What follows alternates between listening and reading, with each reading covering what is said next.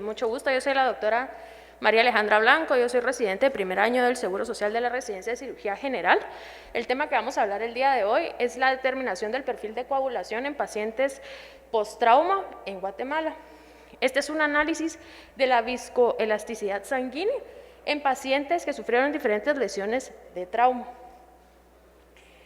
Nosotros, como ya sabemos más en nuestro país, sabemos que las lesiones traumáticas van en aumento.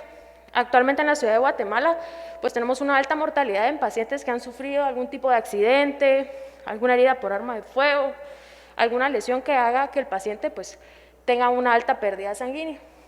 Actualmente, a nivel mundial, 6 millones de personas mueren como consecuencia de esto, relacionadas obviamente a estas causas.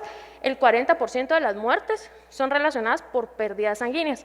Son pacientes que llegan a la emergencia, que están con algún sangrado activo, y de este 100%, el 40% pues tiende a padecer algún tipo de patología.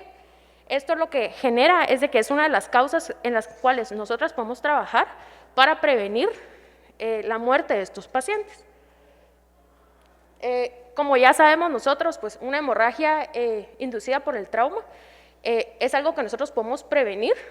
Cuando un paciente pues sufre algún tipo de trauma, inicia con una depresión de factores de coagulación, así como de plaquetas, lo cual hace que un paciente que haya sufrido un trauma entre en una coagulopatía inducida por trauma, la cual pues hemos evidenciado en un 25 a un 35% de los pacientes que ingresan a la emergencia.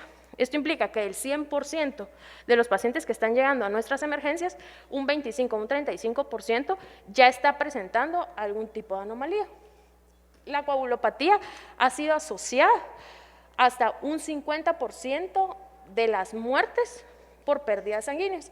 Entonces, por ejemplo, si nosotros tenemos el 100% de los pacientes que sufrieron algún tipo de trauma, el 50% de estos pacientes van a morir por la lesión y el otro 50% van a morir por algún tipo de alteración en la coagulación, lo cual va a generar que el paciente pues tenga una pérdida sanguínea que sea significativa. Lo que nosotros queríamos estudiar o queríamos analizar o determinar es qué tipo de perfil de coagulación tienen los pacientes de trauma en la ciudad de Guatemala, porque pues actualmente es un dato interesante, no ha habido ningún estudio que nos ayude a determinar en qué clasificación cae el paciente guatemalteco. Entonces era un dato importante que nosotros podíamos averiguar y estudiar para poder determinar en qué tipo de población nos encontramos nosotros. Nosotros utilizamos un método que se llama la tromboelastografía.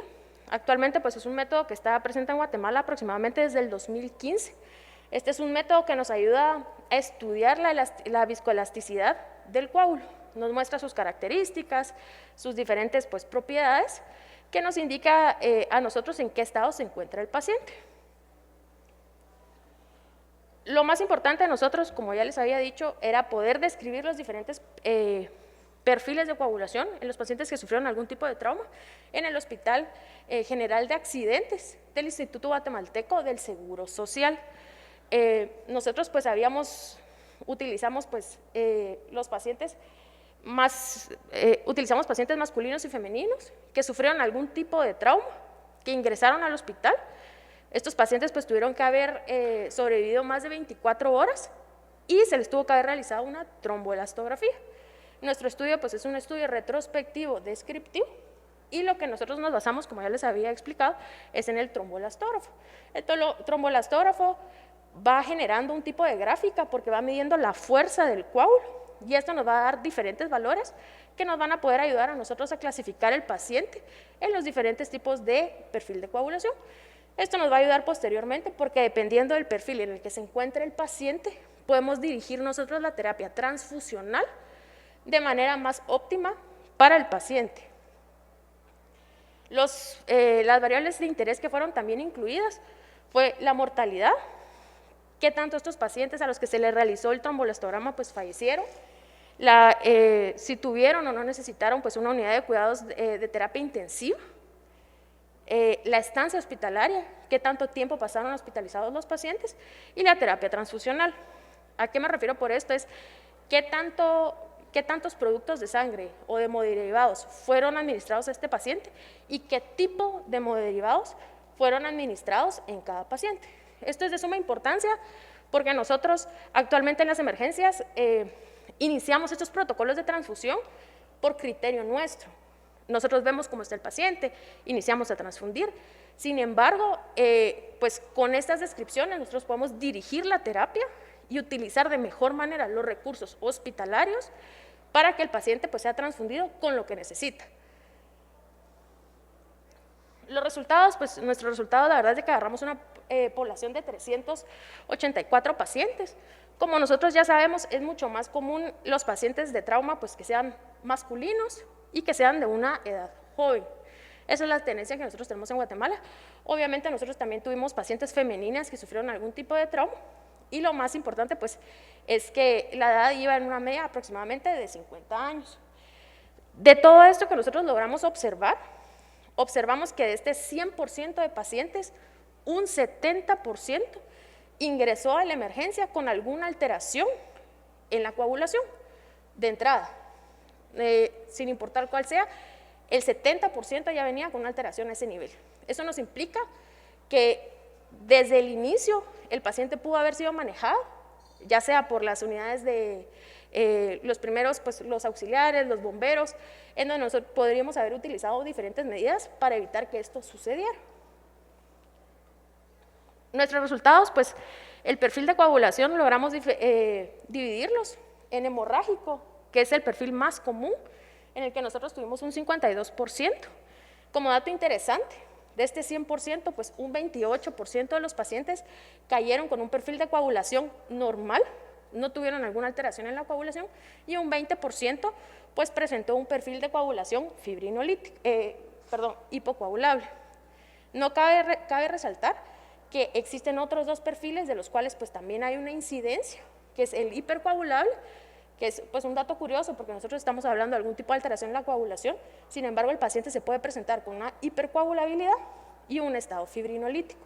Estos dos pues sí son de importancia porque se asocia que en la presencia de estos dos pues la mortalidad tiende a ser un poco mayor. Como podemos ver en la gráfica, pues estos son los perfiles de coagulación que nosotros tuvimos.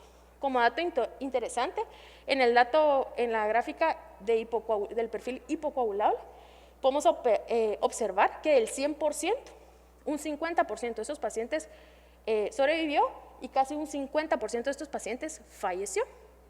Como otro dato importante, pues podemos ver que el estado pues, fibrinolítico, la mayoría de pacientes también lo tuvieron, sin embargo la mortalidad fue más baja.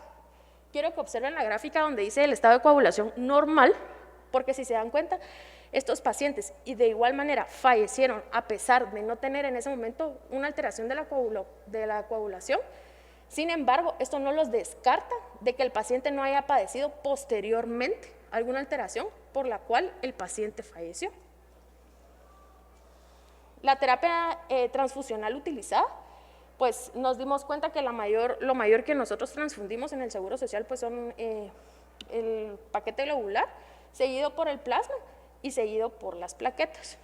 Esto sin importar el tipo de perfil de coagulación en el que el paciente se encontraba. Como nosotros ya podemos observar, pues las conclusiones de nuestro trabajo fue que evidenciamos un incremento en las alteraciones de la coagulación y que por ende va a haber un incremento en la mortalidad del paciente. Entonces, entre más alteraciones vemos, más probable es que el paciente fallezca. Y en Guatemala el tromboelastógrafo pues es de una ayuda significativa clínica y diagnóstica porque nos ayuda a nosotros poder observar a tiempo la alteración que tiene el paciente, poder dirigir la terapia transfusional y de la misma manera poder disminuir los costos hospitalarios de la terapia transfusional y que el paciente pues tenga menos efectos adversos a la misma. Gracias. Muchas gracias, doctora.